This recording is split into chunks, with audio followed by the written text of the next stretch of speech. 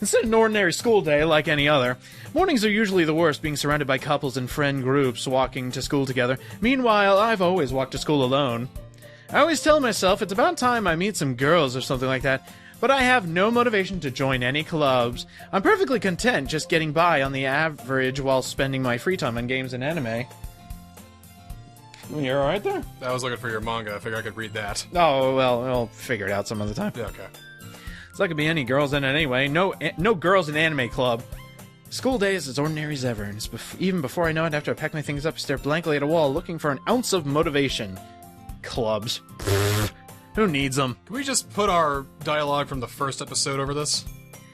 You know what? I might be able to arrange something, but, Shift is gone. You feeling alright, Monica? Uh-huh.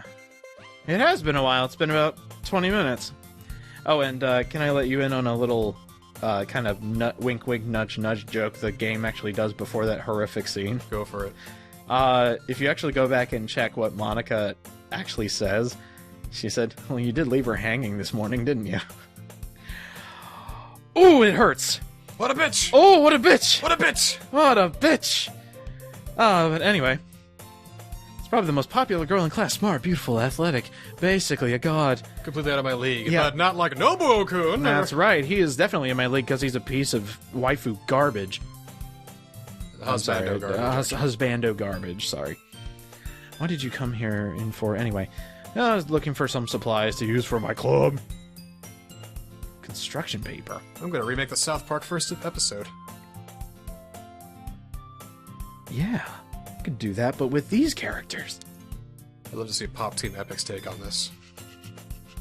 If they parody this, officially the best. Oh, quitting debate? Oh, does that mean you're gonna start into all the politics around the major clubs? It's just like us in debate, right? They're arguing about the budget and publicity. Well, at the literature club, they're about arguing about, why are you such a skank with your poetry? Why are you such a dumb bitch? Actually, I'm starting a new one today. A literature club. A literature club, yeah. Literature? That sounds fun. Kind of dull? Well, hey. You're not wrong. Pull up another short story. Yeah, do you have another short story that you could read here? If I see if I can get another. Here's a short one. This one is called Blowfish. From Satomi Tan, who was born in 1888 and died in 1983. So, Blowfish. On his way back from southern Japan, where he had gone to fill in for Nakamura Kamanosuke, who had injured his arm in an aerial stunt, the kabuki star Jitsukawa Endo was stricken with a malady of the brain. It was a snowy day in late December during a stopover in Hiroshima. He had started drinking around 11 in the morning, and when evening came, he was so drunk and had such a bad headache that he could only sprawl on the tatami floor of his small room and listen to the faint hollow rattle of the paper shoji doors. The dizzy spells commenced the following day, and from time to time thereafter, his mind would suddenly become hopelessly muddled, or else grow so strangely clear that he felt he could recall each and every event of his life in detail. He also lost the ability to sleep soundly at night. He returned to Osaka in time to celebrate the New Year's festivities, marking the beginning of his 29th year by the traditional count. On January 14th, he spent the night with the widow Masakawa at the Izutoku Inn. The next morning, he awoke at 9 to an overcast and unseasonably warm day. Stepping out on the balcony, he looked up at the watery sky, searching vainly for a spot on which his eyes might focus.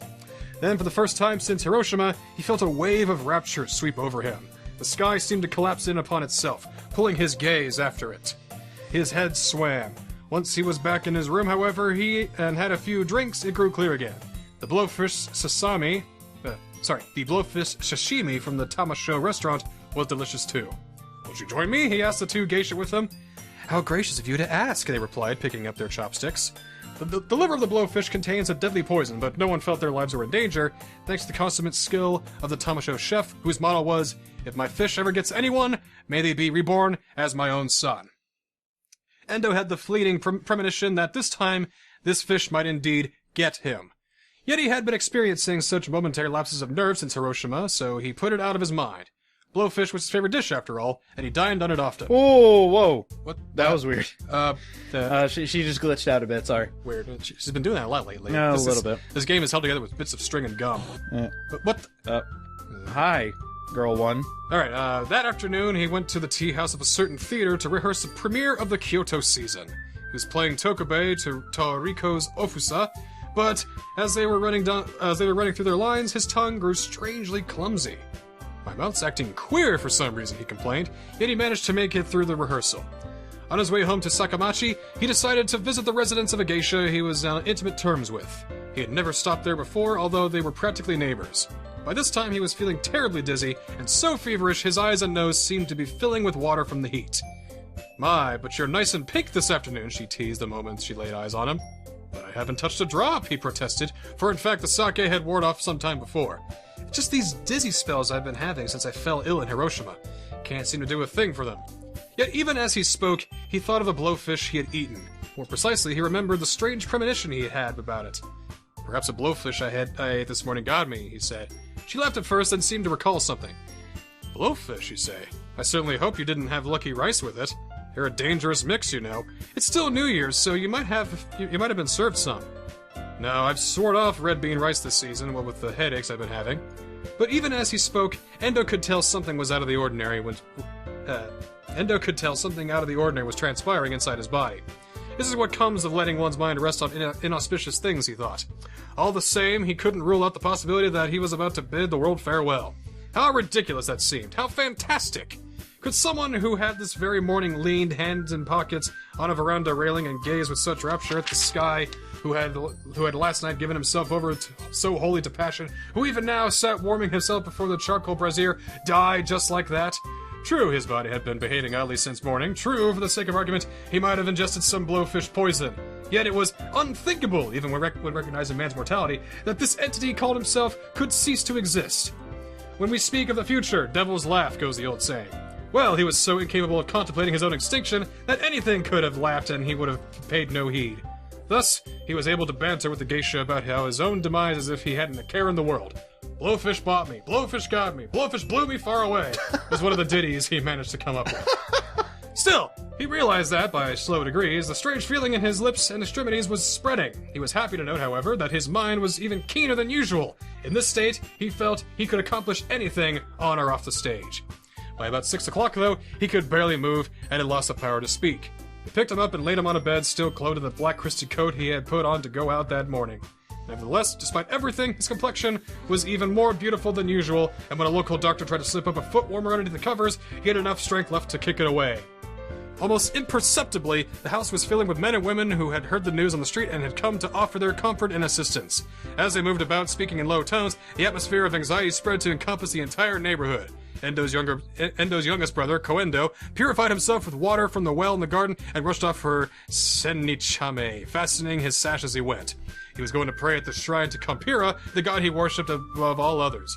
Kisho, the middle brother, was burning moxa on the soles of Endo's feet, instructed by the proprietress of the Izutoku Inn, who had hurried to the scene. A woman from Kasayamachi, aunt to the three men, was sobbing that the mourning period for her sister had not even ended yet. Quickly, but heavily, the time for prayers was passing. When Ebijuro, the greatest actor of the day, arrived, it was already late at night. His guide ushered him only as far as the threshold, then tripped back outside to answer an urgent call from one of those in attendance. At this precise moment, Endo's body was being buried in the cool, soft earth at the edge of the veranda in a last, desperate attempt to save his life. All that was left uncovered was his head, propped by a gaudy brocaded pillow, bathed in the circle of many-colored lights. His beautiful features stood out vividly. He appeared to be sleeping peacefully, but 4 or 5 of his most trusted friends were watching closely for any sign of improvement. The cold night air, heavy with the odor of damp soil, penetrated the heads of the onlookers. One, the venerable Dr. Sakai, withdrew from the gathering to stand beside a great stone lantern whose surface silently trembled with the shadows of the moving people. Perfectly still, hands clasped before him, his demeanor spoke of the modest reserve of a man who had great skills to offer, yet no chance to put them into effect. He was joined by Ebijuro. Removed from the crowd's eyes, the two men exchanged a soft word of greeting. Is there nothing that can be done to bring him back? There's not much hope, I'm afraid. What was it? Did a blowfish really get him? Yes, it's blowfish poisoning. And a terrible shame it is, said the doctor, making clear that his medical skill was useless in such a situation. Humph, snorted Ebijiro with displeasure, shaking his head several times as if to censure the dying actor. With that, the two men were swallowed up in the surrounding silence. Just then, as though awakening from sleep, something began to stir again within Endo's mind. I must have been unconscious for quite some time, he thought. What on earth is going on? Here he grew rather anxious. This can't just be chance. There has to be some sort of explanation. Could it be the illness I caught in Hiroshima? That must be it. How could anything so minor? It all began to seem amusing. How could something so trivial possibly threaten his life? The very idea was absurd. Now he was suddenly quite cheerful. I know I've been through something like this before. His mind was on the move again. I remember death seemed as comical then as it does now. His merriment increased. Having uncovered an experience perfectly matching this one, he searched his memory to try and place it in time. Ah, yes. Father was there, and his reaction was the same as mine is now. A picture of the burning of the Takeda Theater rose before his eyes. Izuzuya was playing two roles, Matsuo and Chiyo, using quick costume changes. People were already screaming fire when Father calmly set off for the changing room with the wig for Matsuo. Then, before we knew it, the fire spread to the rooms beneath the stage. It struck him as strange that he had never been able to recall the event this clearly before, not even the day after it happened. I rushed back to my room, then made again for the emergency exit. On my way, I bumped into Father again, still calmly bearing that hairpiece along in both hands. "Run for your life!" I cried, unthinkingly raising my voice to him, but he merely gave a quiet chuckle and moved on. He found the idea of his own death amusing, I suppose, much as I do now. My life can't really be in danger, can it? Perhaps I should speak to Dr. Sakai just to make sure. After all, there were many who died in the Takeda Theater blaze. Father, for example, was the epitome of calm, yet he was one of those who perished. In which case... Fear suddenly struck him like a ball of ghostly fire. He had no chance to dodge. He attempted to call out, but it was as if he had never mastered the art of speech. Panic gripped him, yet he had no way of showing it, for his facial muscles had lost their capacity to register feeling. An hour or so later, Endo's corpse was unearthed and moved back to the bed. "He'll be missed," Hebijiro remarked, whereupon Koendo let flow the tears he had been holding back all night. Tamizo was in attendance. Izumi, the coral merchant's mistress, sat by her dead lover's side, indifferent to public gaze. Many senior geisha were there, women slightly past their prime who might have been Endo's lovers in earlier days. Yet, in their midst, one could also make out the face of a much younger geisha with tear-swollen eyes. The following day, the Tamasha restaurant closed its doors for good. These events took place in the 16th year of the Meiji era, 1883. So a little thing about death, seeing as how we just had a very tragic death occur in the story. So that was very, very. They said instead of blowfish, it was cupcakes. But hey, you know what? Well, yeah, I mean, we kind of somebody lost their shit. I don't know who that is. So we're just going through the exact same events of this first day again. Not exactly. Since there is a certain somebody missing, Monica has taken over her dialogue options and has become more assertive as a result. Lovely. Just think, I guess she finally had enough of their shit in a past lifetime, so now it's time to, step it up a bit. But we need 5 people to be an actual club, though. We need to get a 5th member in here. Not in this universe! Oh, no, boy! Oh, poor boy! Come here! Yeah, come read books, yeah. Come read books and clean pool, thank you. Action. I don't even know if that's how you pronounce it. I probably just insulted Germany. I'm sorry. Atch tongue. Akchung. Akchung. Action. Action. Oh. Is that what it... I guess. I mean, I don't speak German. Frankie. Rancy. What? Leave me alone. Huh? Maybe we should get closer to. Oh, okay. Oh, let's go home and write a poem of our own. Next time we meet, we'll all share them with each other. That way, everyone is even. Seeing off a friend. River country. Reeds and rushes, decked with frost at night. The moon's chill light, the hills, glazed green, go dusky and blur together. Who can say, after tonight, 1,000 miles apart? Distant dreams of a traveler go as far as the border is long. That was a pretty nice poem. That was a good one, too. Again, a little send-off to, little whatever her face is. Oh, and I should also mention that Yuri is now vice president instead of... Whoever she was. I'm still manager, though, clearly. Well, right, you're still the sensei they all go to when they need help with their literature. I'm the one who does all the paperwork and makes the club still up and running. You take care of the finances, you take care of the paperwork. Yeah, and speaking of finances, you burned all the shit making cupcakes, so... Don't clubs get, like, allowances in high schools? So they can do what they want? I think so. I mean, probably not a huge one. It Well, depends no. It probably depends on how popular, I mean. Oh, yeah, that is true. But if we don't get a 5th member by the end of the week, we're gonna be in some serious trouble. Well, there's a twin senpou here, that's 5. Well, I suppose.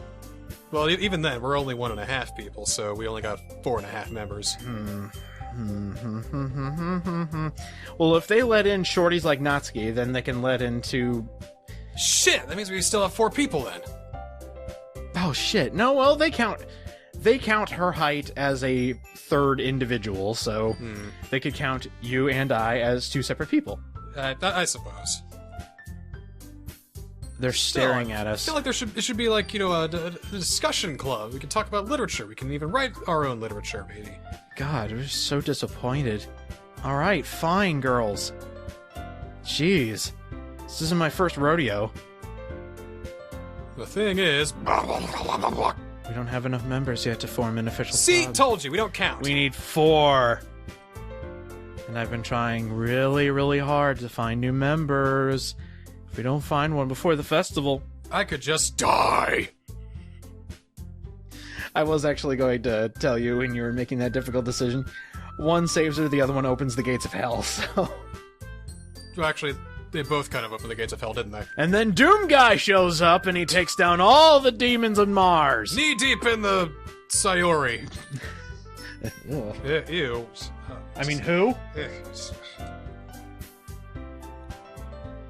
So if writing poems is the price I need to pay in order to spend every day with these beautiful girls, I guess I'll do it. I mean, I could join track and get closer to Nobu-kun, but, you know, asthma and all that. He's always running away from me, and yeah. But I love to watch him go. I think we already used that one. I don't care. Hey, we already did this shit, too. Oh, that's true. So let's just repeat everything. I like your idea of taking the old audio and just having it go, but then again, we couldn't have such fine literature happening at the same time. I suppose not. Sure, why not? You talked for a bit. That took a bit out of me. That's okay. Yeah, you go ahead and go. It could be fun. You did scare me for a moment. I thought you weren't going to join, and then we'd have to dissolve our club of maniacs. Aw, I'm glad you're happy. Yay, official club time, even though you changed reality and... Being happy is so hard in this game, apparently. Yeah, everybody's sad. I'll do everything I can to give you a great time. Thank you, Monica. Okay, everyone. Go home, and be sure to come back tomorrow. Tonight's assignment is to make a brand new poem. Alright, let me pull up another one here so we can all, yeah. Monica looking over to make sure we were paying attention. There we go. Yeah, that's a good one.